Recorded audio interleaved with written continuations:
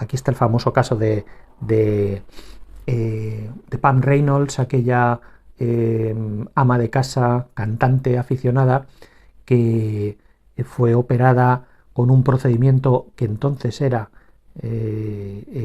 totalmente novedoso, ahora ya se hace con mucha más tranquilidad, con mucha más frecuencia, que es el paro cardíaco hipotérmico inducido, es decir, que al paciente se le va bajando la temperatura del cuerpo hasta que se le induce un paro cardíaco, se le para el corazón. ¿Para qué? Pues para hacer algún tipo de cirugía en la que no puedes tener sangre en los vasos. En el caso de esta mujer era un aneurisma cerebral que no podía tener sangre en el cerebro. Esto todavía hace el caso más potente, porque es que le quitaron la sangre del cerebro. Es que no es que tuviese poco riego, no, es que no tenía ni sangre en el cerebro.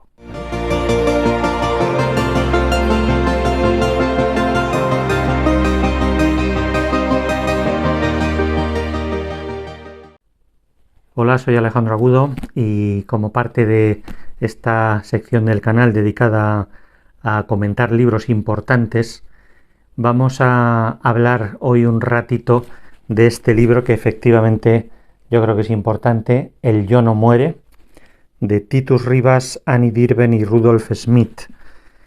Este es un libro editado por la International Association for Near Death Studies.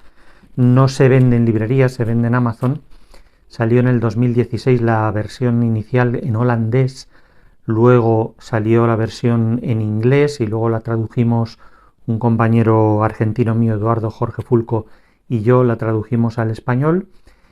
Y la primera edición que salió en 2019 y la segunda edición va a salir ahora en abril del 2024 con nuevos casos, hasta 128 casos de experiencias cercanas a la muerte. ¿Por qué es importante este libro? Primero, ¿en qué consiste este libro del Yo no muere? Bueno, este libro es una recopilación en la segunda edición, 128 casos de experiencias cercanas a la muerte que han salido en multitud de libros, distintas fuentes, artículos científicos, incluso fuentes de internet fiables, entrevistas con pacientes, médicos, etc.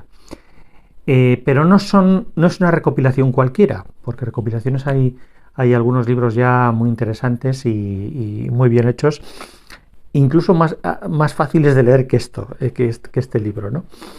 ¿Qué es lo que tiene de especial? Bueno, pues estos casos que aparecen aquí son casos en los que se cumplen dos condiciones.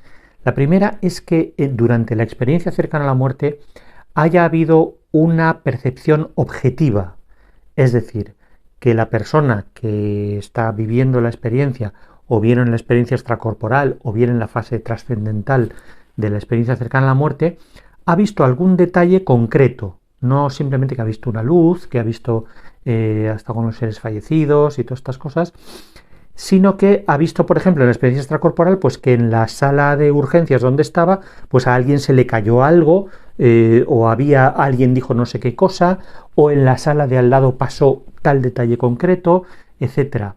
Un detalle concreto. Y la segunda opción, el segundo requerimiento para entrar en este libro, digamos, es que haya una tercera persona, un testigo, que corrobore después que esa percepción concreta realmente ocurrió. Es como si fuese un juicio, ¿no? En un juicio, pues los testigos verifican que realmente esto ocurrió. Bueno, pues si se cumplen estas dos características en la ECM, es decir, que haya una tercera persona que corrobore esta percepción objetiva, entonces este caso se recoge aquí. ¿Por qué? Pues porque se supone que estos casos son los casos más potentes desde un punto de vista de verificación de las experiencias cercanas a la muerte. Esto evidentemente no quiere decir que las experiencias que no tienen estos dos requisitos no sean importantes, no sean verdad, no sean... por supuesto que lo son y en principio requieren toda nuestra atención y todo nuestro interés. Pero es verdad que son menos verificables objetivamente. ¿De acuerdo? Bueno, estas 128 experiencias son las más verificables objetivamente que se han publicado en las últimas décadas en todos los libros que han tratado este tema, ¿vale? Libros, ya digo, artículos o entrevistas de internet, etcétera. Fijaros que además tiene un subtítulo que se llama Fenómenos paranormales verificados durante experiencias cercanas a la muerte.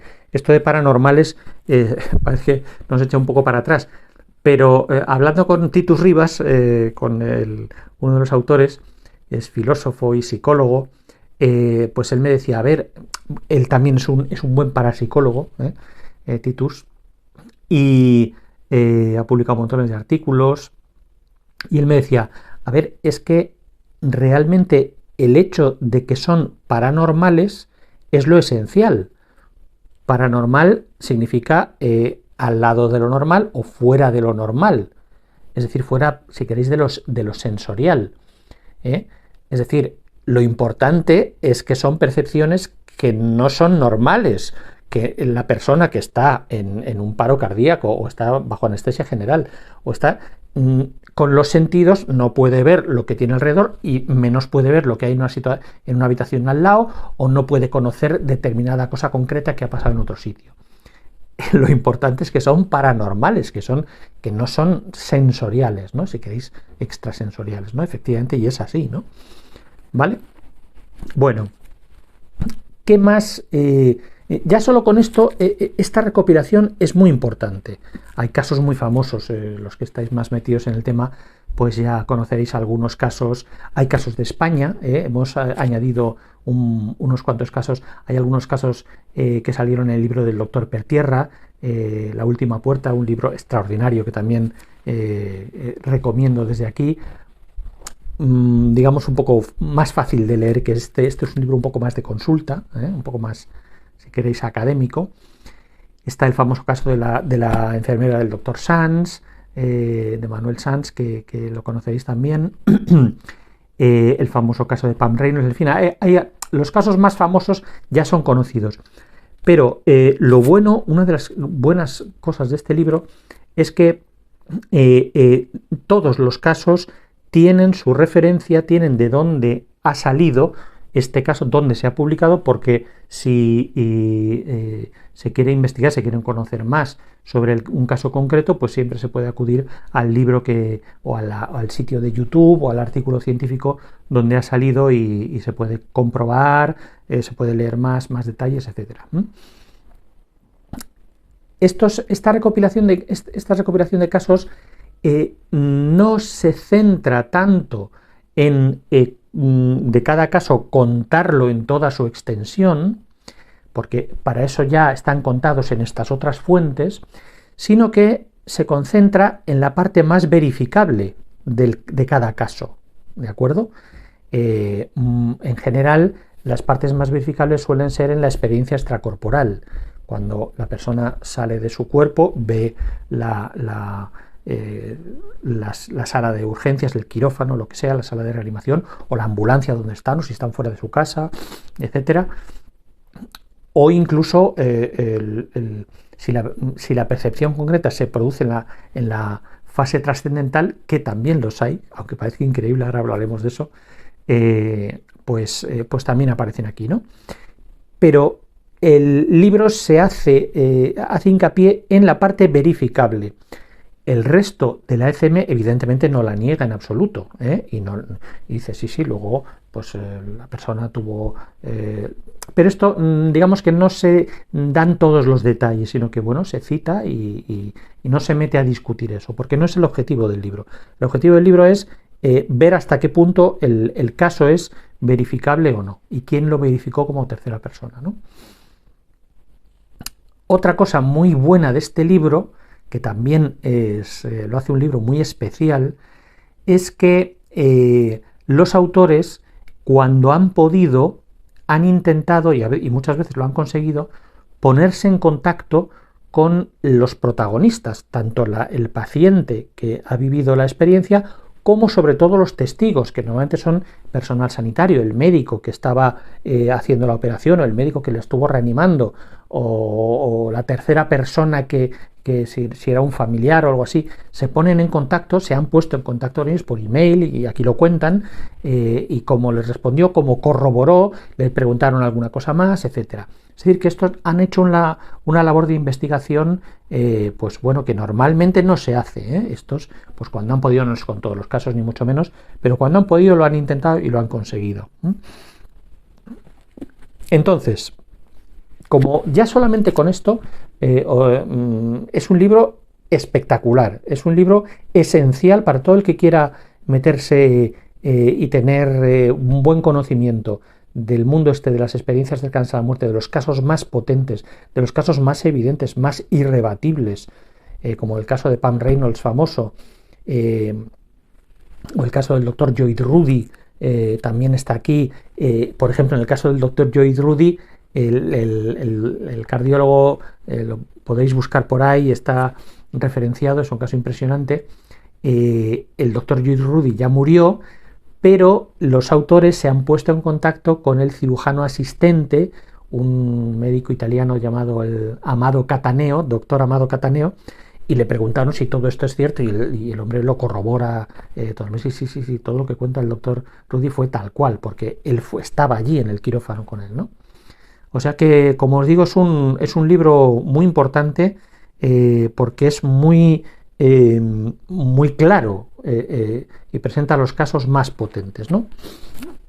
Vamos a ver cómo está organizado, en qué capítulos está organizado, porque tantos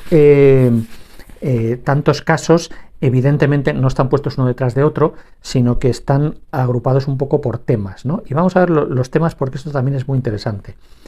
Como os digo, a lo mejor esto no es un libro para leérselo de pe a pa desde el principio hasta el final de un tirón, porque entonces te da una ECM a ti, o sea, y esto en principio no es muy recomendable, ¿no? Pero el ir poco a poco, el ir consultando, el ir viendo también las reflexiones de los propios autores, que son muy interesantes al final de cada capítulo, que te dicen esto es importante por esto es importante por lo otro, y al final hay un capítulo entero de reflexiones finales, ¿no? Que es muy profundo, se ven, pues un poco, recuerda un poco al capítulo final del grandísimo libro de Ian Stevenson de 20 casos que hacen pensar en la reencarnación. Y Stevenson tiene ahí un capítulo final extraordinario donde, después de ver todos los casos, hace un repaso de todas las posibles explicaciones, empezando por el fraude, y por qué eso puede ser probable o no puede ser probable, y entonces va viendo todas, y va descartando, y al final concluye razonadamente que la explicación más probable es la reencarnación.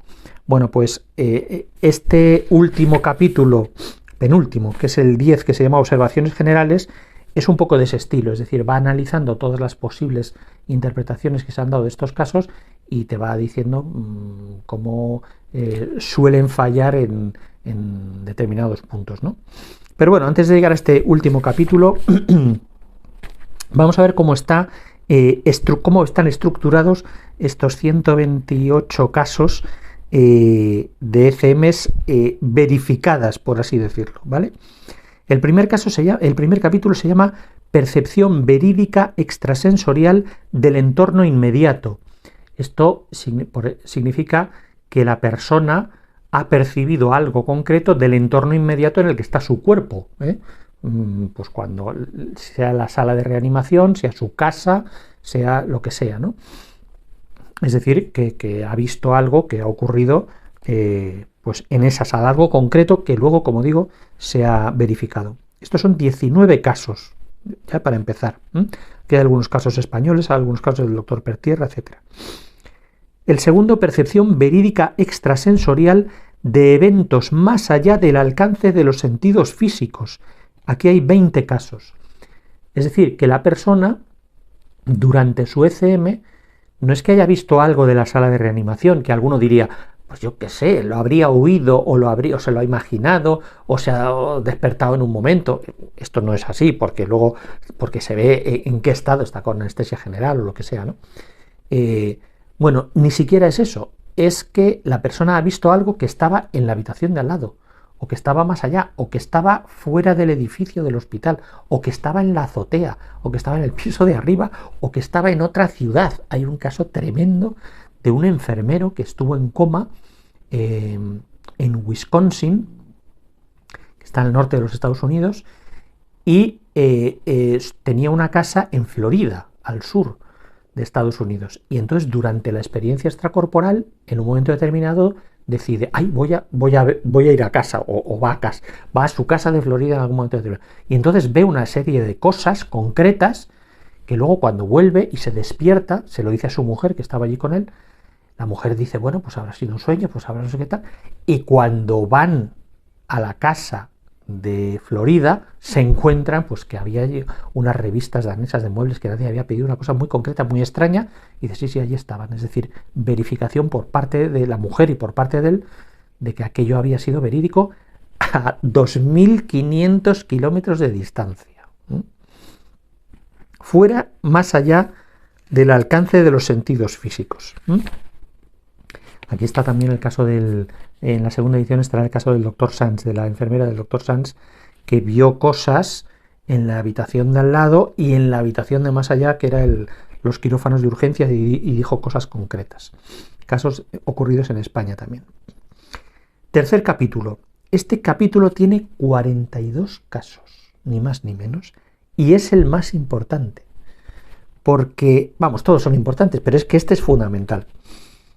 Se llama Consciencia y percepción extrasensorial verídica durante paro cardíaco y estados clínicos supuestamente incompatibles con la consciencia. ¿Por qué es importante? Pues porque se sabe que durante el paro cardíaco el flujo cerebral se detiene, incluso la reanimación cardiopulmonar te da un porcentaje de flujo mínimo que no te vale para tener una conciencia, y menos una conciencia lúcida como la que se tiene en las ECMs, que la gente dice que está más consciente que nunca y recuerda más cosas que nunca y percibe mejor que nunca, etc. Bueno, pues la RCP te da un mínimo flujo cardíaco, un flujo cerebral, que es lo suficiente como para que no se te vayan muriendo las neuronas y hasta que llega la desfibrilación, etcétera, ¿vale? Entonces, el que estas percepciones hayan sido durante el paro cardíaco es muy importante, porque no hay ninguna explicación fisiológica que te permita justificar estas percepciones bajo ningún concepto. Ni siquiera el oído, ninguno de los sentidos está disponible, digamos, ¿vale? Bueno, 42 casos, ni más ni menos, en este capítulo del paro cardíaco. Aquí está el famoso caso de Pam Reynolds, aquella ama de casa, cantante aficionada, que fue operada con un procedimiento que entonces era totalmente novedoso, ahora ya se hace con mucha más tranquilidad, con mucha más frecuencia, que es el paro cardíaco hipotérmico inducido, es decir, que al paciente se le va bajando la temperatura del cuerpo hasta que se le induce un paro cardíaco, se le para el corazón. ¿Para qué? Pues para hacer algún tipo de cirugía en la que no puedes tener sangre en los vasos. En el caso de esta mujer era un aneurisma cerebral que no podía tener sangre en el cerebro. Esto todavía hace el caso más potente, porque es que le quitaron la sangre del cerebro. Es que no es que tuviese poco riego, no, es que no tenía ni sangre en el cerebro, ¿vale? Sí. Y, por supuesto, toda la intervención, ese estado lo mantienen no mucho tiempo, unos 45 minutos, fue lo que duró la intervención, precisamente para que los tejidos no se vayan muriendo. Por eso también está la bajada de temperatura. Y cuando ya está hecha la cirugía, se vuelve a empezar se empieza de nuevo a meter la sangre, se empieza a calentar la sangre, se empieza a calentar el cuerpo, se empieza a subir y cuando está a unos 27 grados se le desfibrila y como que se rearranca el corazón y todo el metabolismo de la persona, ¿no? Bueno, pues esta operación entonces era casi pionera, salió bien, esta persona se recuperó bien y contó una ECM espectacular. Probablemente es de los casos más incuestionables y más potentes que hay de experiencias cercanas a la muerte, porque es un caso que es en el que la paciente estuvo monitorizada desde el principio hasta el fin, viendo que en ningún momento, desde luego, como se ha dicho después en algún caso, no, es que debió despertarse, no despertarse nada, estaba monitorizada continuamente, absolutamente. De hecho, en este caso, los autores se han puesto en contacto con el anestesista que estaba monitorizando y le preguntan, y dice, por supuesto, ni se despertó ni nada, pero es que era imposible que se despertase. Pero es que aunque se hubiese despertado, tenía unos auriculares que emitían un sonido fortísimo precisamente para ver si había respuesta en el cerebro. Es decir, no hay por dónde pillarlo. Este caso realmente no hay por dónde pillarlo, ¿no? Bueno, pues esta persona tuvo una serie de percepciones, una experiencia extracorporal, dio montones de detalles del material, de las conversaciones que hubo, etcétera, etcétera. Luego tuvo una parte trascendental, vio a seres fallecidos, vio a su tío, que le había tocado, le había enseñado a tocar la guitarra de pequeña, luego volvió a tener otra percepción extrasensorial antes de la desfibrilación, etcétera. O sea, es un caso realmente impresionante, ¿no? Pues aquí está, es uno de los casos del capítulo 3. También en el capítulo 3 está el caso de Joy Rudy, que hemos comentado hace un rato. Capítulo 4, telepatía. ¿Qué es esto de la telepatía? Sabemos lo que es la telepatía, pero ¿por qué está esto aquí? Pues porque hay un grupo de casos, aquí hay 6 casos, en los que durante la ECM la persona, el paciente, es capaz de percibir pensamientos que tienen personas, a veces son los propios médicos, los propios sanitarios, que están cerca y que están interviniendo en la operación. Hay unos cuantos casos, hay 6 casos aquí y son realmente llamativos. Yo conozco alguno más, lo que pasa es que no hay terceras personas para atestiguarlo, pero sí es un fenómeno curioso este de la telepatía, que te da idea del nivel de conexión que tienen estas personas cuando están en ese estado, como que se diluyen sus fronteras y se expanden y notan pues las sensaciones de todos y hasta los pensamientos, ¿no? Aquí está el famoso caso de George Rodonaya, que tenéis que leerlo porque es realmente impresionante. Es el caso que yo conozco de mayor duración entre la muerte clínica, el diagnóstico de muerte clínica y la recuperación de la persona. Este es un caso tremendo de un médico ruso que murió un viernes, le llevaron colegas suyos, le declararon muerto y el viernes tarde, ya por la tarde, tarde-noche, pues dudaron si empezar a hacer la autopsia o no. Y decidieron que no, y entonces guardaron al cadáver en el depósito de cadáveres, refrigerado, etcétera, y lo dejaron el fin de semana. Y cuando volvieron, el lunes por la mañana, dicen, venga, vamos a hacer la autopsia. Lo sacaron y cuando iban a empezar a cortar, ¡paf! De repente abre los ojos aquí el amigo George Rodonaya y entonces estos, claro, se quedan a cuadros y se lo llevaron enseguida, lo intentaron recuperar, estuvo muchísimo tiempo en la UCI, salió con muchísimas secuelas, o sea, estaba el tío fatal. Pero salió y consiguió vivir. Y contó una ECM larguísima, llena de percepciones concretas, algunas increíbles, y una de las percepciones es esta, que fue a ver a su mujer y su mujer estaba bueno, pues pensando una serie de cosas. No os voy a hacer spoiler, lo tenéis que leer porque hasta tiene su humor el asunto, ¿eh? Nino Rodonaya se llamaba ella, y entonces él, cuando volvió, le dije, vi que estabas en tal sitio y que estabas pensando esto. La mujer se pilló un enfado gigantesco que lo cuenta ella, que esta es la tercera persona. En este caso, los autores se pusieron en contacto con Nino Rodonaya, con la mujer, y le preguntaron todas las cosas, y entonces la mujer dice, sí, me dijo esto, y además es verdad que yo estaba pensando esto, y además me enfadé y tal. Bueno, no os hago más spoiler en el capítulo este de telepatía, ¿vale? Bueno, capítulo quinto, comunicación después de la muerte con personas no conocidas antes de la ECM.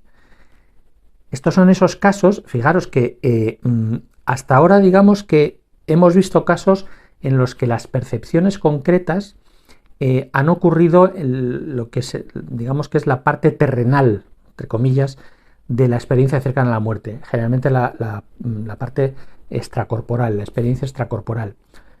Pero es que también hay casos en los que hay conocimientos, percepciones, adquisiciones de información, si queréis llamarlo así, de estas personas durante la fase trascendental. Es decir, cuando han pasado el túnel, están en la luz, están encontrándose con familiares fallecidos, etc.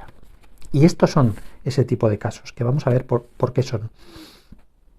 Comunicaciones después de la muerte con personas no conocidas antes de la ECM. Habréis oído seguramente algún caso. Raymond Moody ya tenía algún caso en Vida después de la vida, en el año 75. Esto es que la persona, cuando está en la fase trascendental, se encuentra con alguien que no sabe quién es, y tiene un contacto, tiene un intercambio del tipo que sea, de información, etcétera, y a la vuelta cuenta que ha estado con una persona con este aspecto, con esta descripción, y entonces, de alguna forma, en algún momento, esta persona se entera de que esa persona, pues o fue su padre biológico, o fue una hermana biológica que tuvo, o fue alguien que él no conocía antes, el paciente no conocía antes de la ECM, y hay una verificación posterior.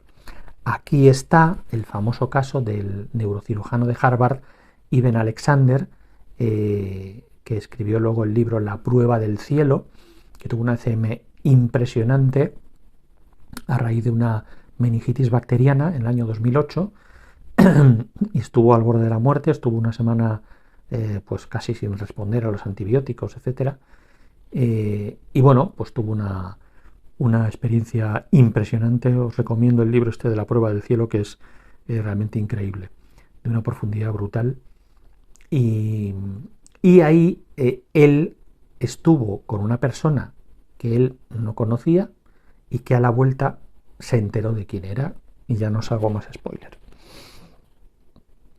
7 casos de estos, de comunicación después de la muerte con personas conocidas. Perdón, con personas no conocidas, 9 casos. El siguiente es comunicación después de la muerte con personas conocidas. Aquí hay 7 casos. ¿Cómo es esto de personas conocidas? Pues aquí generalmente son casos que la persona durante esta fase trascendental se encuentra con alguien que está vivo. ¿Cómo? ¿Cómo puede ser que esté vivo? Sí, pues está vivo. Y entonces la persona vuelve, cuando vuelve, lo dice. Dice, he estado con no sé quién. Y resulta que esta persona, generalmente, o al menos en estos casos, resulta que ha muerto en esos días, o justo los días anteriores, y nadie se ha enterado. Él, desde luego, no se ha enterado, a lo mejor se han enterado los familiares y no se lo han dicho, etcétera, etcétera. Es decir, que él se ha encontrado con esa otra persona en el otro lado, ha estado hablando con ella, etc. Y como ejemplo, os voy a leer para que veáis un poquito el aspecto que tienen estos casos. Os voy a leer uno muy breve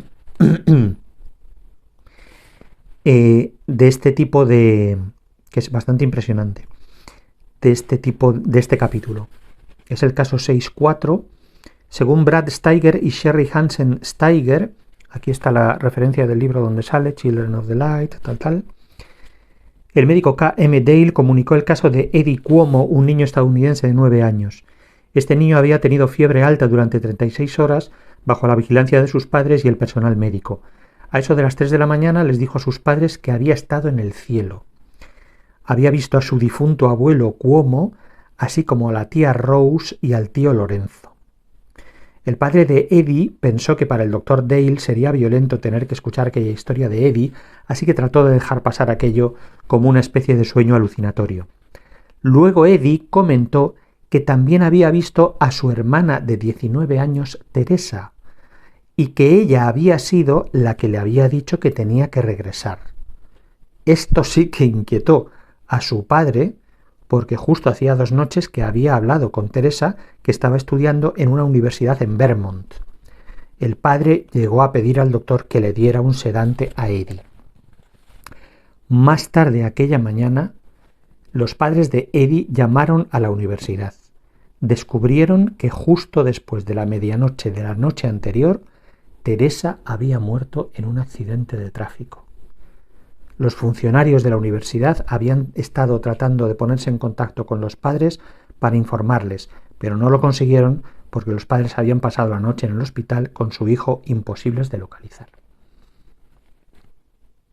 Esto además es un caso importante porque esto se analiza en el capítulo 10 del final de las posibles causas que han atribuido a las experiencias cercanas a la muerte.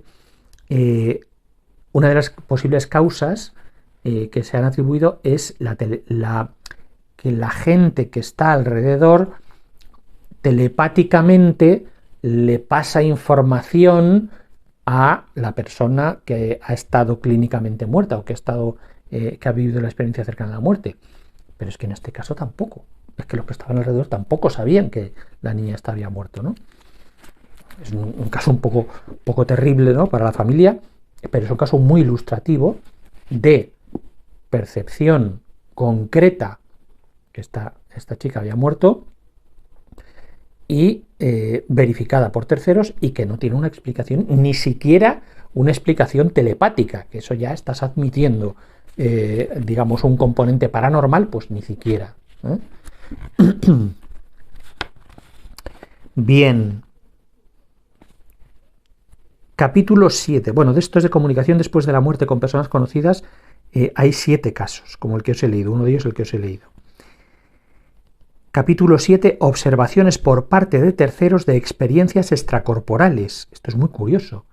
Esto es, son 8 casos de personas que están o bien en las proximidades, digamos, de donde está la persona que está viviendo la ECM, o bien en otro sitio, y ven a la persona, a veces fugazmente, a veces medio transparente, a veces pues como si fuese una persona normal, con un aspecto normal, ven a la persona que está teniendo la ECM, es decir, que está teniendo una experiencia extracorporal, que está aquí y esta otra persona la ve o ve su espíritu o ve lo que sea, ¿eh?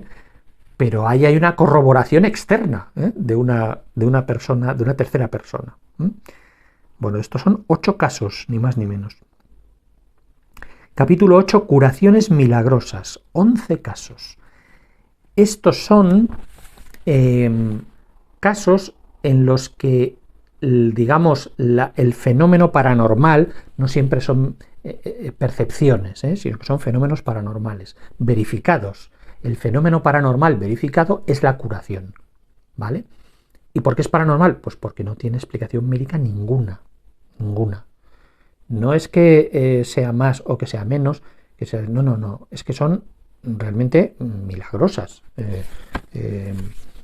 No tiene explicación médica ninguna. Aquí está, por ejemplo, el famoso caso de Anita Moorjani, que igual lo conoceréis muchos, que escribió un libro precioso que os recomiendo también, se llama Morir para ser yo, traducido al español. Es un libro delicioso porque está escrito con una sencillez y una naturalidad preciosa, ¿no? Cuando habla de toda su vida y luego habla de toda la enfermedad y toda la ECM, que es una ECM impresionante. Bueno, pues este caso es un caso de curación, llámala como la etiqueta es lo de menos, ¿no? Es milagroso, inexplicable, remisión espontánea, como dicen los médicos. Es decir, un caso en el que luego se analiza médicamente y dice, no. Los médicos que analizaron esto dicen, no, señora, usted tenía que estar muerta. O sea, no hay por dónde pillarlo. Bueno, pues de estos hay 11 casos, uno de ellos español, del doctor Pertierra también. 9. Capítulo 9. Capacidades paranormales después de las experiencias cercanas a la muerte. 5 casos. Aquí el fenómeno paranormal ocurre después de la ECM, es decir, está adquirido. Es decir, la persona que ha tenido la ECM adquiere unas capacidades paranormales después de la ECM, como consecuencia de la ECM, ¿no? A veces es precognición, a veces es telepatía, en fin, pueden ser distintas cosas, ¿no? Bien, esos son los últimos casos, que son los 5 últimos casos. Luego está este capítulo de observaciones generales y luego hay un último capítulo que se llama Cómo los escépticos intentan explicar las experiencias cercanas a la muerte y fracasan. Este es un capítulo que está escrito por el tercero de los autores, Rudolf Schmidt, y está muy bien, es muy interesante porque te cuenta un poco todos los rifirrafes y todas las discusiones y argumentaciones, a veces en buen tono y a veces en peor tono, entre pues distintos académicos con el tema este de las experiencias cercanas a la muerte, si son explicables, no son explicables, etc. Está interesante también. Y al final, pues una serie de apéndices donde se habla de electroencefalogramas, de términos médicos, etc. Luego, todas las referencias de todos los casos, son 25 páginas de referencias, ni más ni menos. Eso era en la primera edición, en la segunda seguramente hay más. Y, en fin, alguna cosa más. En fin, este libro es realmente importante, realmente importante. Es un libro un poco de consulta, si queréis, pero yo creo que es un antes y un después en la literatura de las experiencias cercanas a la muerte, porque realmente con este libro en la mano es muy difícil argumentar que todas estas experiencias son producto de las alucinaciones de un cerebro moribundo, los fármacos, etcétera, etcétera, etcétera. No, aquí tenemos por lo menos aquí recogidos 127 casos, 128 casos de experiencias verificadas por terceros que en un juicio saldrían adelante. En el caso de las experiencias cercanas a la muerte saldrían adelante. Así que os invito a haceros con él, a disfrutarlo, a tenerlo en casa. El Yo no muere, ya os digo, la segunda edición saldrá pues a lo largo de este año, seguramente en abril de este año 2024, y realmente es un libro que para cualquiera que esté interesado profundamente en las experiencias cercanas a la muerte conviene tenerlo cerca porque es una fuente de información impresionante. Pues nada más, muchísimas gracias por la atención y nos vemos en otro momento.